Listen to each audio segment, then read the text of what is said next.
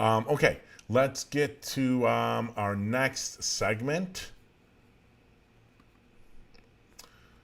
which is an op-ed from the Chicago Tribune Editorial Board. I know there's been a fight recently about the Tribune and new ownership, and some vulture capitalist hedge fund has come in and bought the Chicago Tribune. I'm telling you, with editorials like this, I'm not so sure we're going to miss the Tribune. Maybe we can keep the Tribune and the reporters and just fire the editorial board and get rid of editorial boards altogether. I don't know why they exist except to give privileged, rich, white people carte blanche to say anything they want, no matter how stupid, ignorant, or politically dangerous it is. So the editorial title is, more than 90 Cook County defendants accused of murder are out on electronic monitoring. What's going on? Well, there's been this thing for about 4 years now, maybe a little longer, called bail reform. You may have heard of it. It has been covered in your paper, so maybe you should read your paper instead of watching Fox News all the time. Not Fox Local, Fox like Fox. This is the same editorial board that bemoans corruption and the Democrats and how horrible it all is and how corrupt the city is, and then they endorse every corrupt mayor and alderman we've ever had. Disgusting. Anyways, I bet this is pushed by Sheriff Dart, got the ear of someone on the board, and here we go.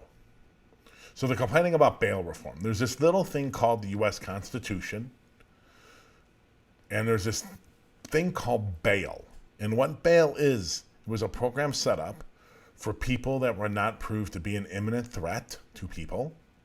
And believe it or not, you can be accused of murder and not necessarily been an imminent threat to people you live with or the public at large. Bail was set up to make sure, it's a complicated process, so I'm saying it's slow for the editorial board so they can get it. Bail was created to make sure that people show up for their court hearings. Okay? Not complicated, right?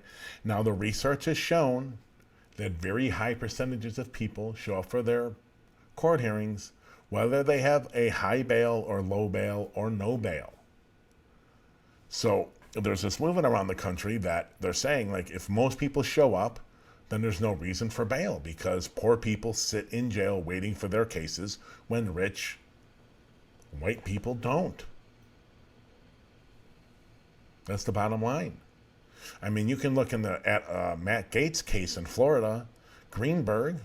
Joel Greenberg, I think is the guy who was the first person arrested in that case. He was charged with child sex trafficking. And he was out on bail because he could afford it. And this is what rich white people don't get. They just don't want poor people out. Rich white people, they don't care. It's the poor black and brown that they complain about. So with bail reform is going to come the fact that people accused of violent crimes are out because they may not necessarily be an imminent threat. And believe it or not, they have yet to be convicted of a crime. You just have a cop saying they've done something. And in Cook County, you could sit in jail waiting 2, 3, 4 years. What happens if you get found not guilty? They decide to drop charges. I don't understand. I don't understand why someone should have to, if they're not proved to be an imminent threat, why they should have to sit in jail waiting for the slow reels of justice to grind along to prove their innocence and to be free, lose a job, lose contact with family, lose apartments. So here's a couple quotes. Chief Judge Timothy Evans, a supporter of criminal justice reform measures that boost and protect the rights of defendants, say while murder charges, for example, are serious, at least one study has shown the vast majority of those charged, even with violent crimes, are not charged with another crime while awaiting the resolution of their case on pre-trial release. That's true. Now, does that mean no one is? Of course not. Of course not. But it just means statistically, the vast majority are not charged with any crimes, let alone serious crimes. All right? So the Tribune has nothing. They're just asking a stupid question for it's like, the head of the editorial title was, can we get a stupid question from some uninformed person on the street. This shouldn't be a question.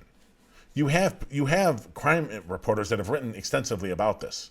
You can't go ask them? This editorial is incredibly stupid. They have no evidence for anything being a foul, right? They're just pro-incarceration. Lock them up. They're poor. Lock them up. Lock them up. We don't care. Lock them up. Especially if they're charged with serious crimes. So lock them up. And the reality is there is a function in the law, even in this HB 3653 passage where they eliminated cash bail in Illinois, and I think it goes in effect in 2 years completely. There's still there the ability for judges to find people an imminent threat and lock them up and deny them bail. Their ignorance here is scary, and these are the idiots that have meaningful impact on elections by endorsing certain candidates. That should scare the hell out of you. All right, here's the next quote, another quote. At what cost? There's no independent central database that tracks offenders accurately who commit additional crimes without on-bracelet monitoring. Lie. Uninformed BS. Next, defendants would end up back in the system only if they committed a crime and were charged, not if they committed a crime but not apprehended. Chicago Police Superintendent David Brown repeatedly cited the program as unsustainable and dangerous for the law-abiding citizens, children, and neighborhoods to which defendants return while awaiting trial. Okay, now, first of all, the database, crapola thingy. Yes, there is no separate database that only holds information on people out on bail and whether or not they commit a new crime. But, oddly enough, believe it or not, Loyola University professors David Olson and Don Steeman. Don's the chair of the Criminal Justice and Criminology Department of Loyola University of Chicago. Dave Olson is a longtime professor there, both incredibly well published. They did a study published late last year. They were on our show. You can go look into the archives. And they did an analysis of bail reform pre-2020. And basically what it showed is it made no statistically significant difference on crime. Vast majority of people show up for their court hearings, and it made no statistical significance on crime, and most people did not reoffend while out on bail. Some did, most didn't. Exactly what we know from previous research around the country, exactly what anyone in the criminal justice system knows. Don't buy the lies from David Brown or Sheriff Dart or anyone else. They know the research. They just don't like it. They want to score political points. And we're going to get to David Brown's oopsies. This is unsustainable. Dangerous for law-abiding citizens.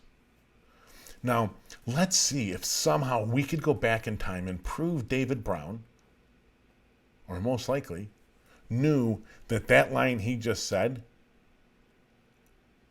was crap. Was unsupported by the data, that he had no evidence for. I wonder if there's some magical way we could do that. Wait. I think in our next segment, I might be able to do that. Let's go to our next segment and prove how David Brown, or at least everyone in the mayor's office, including Mayor Lightfoot, who keeps sounding off on these issues, knows it's wrong. And this may be why, partially, what we're about to talk about is partially why Susan Lee, who was deputy mayor for public safety, resigned and got the hell out of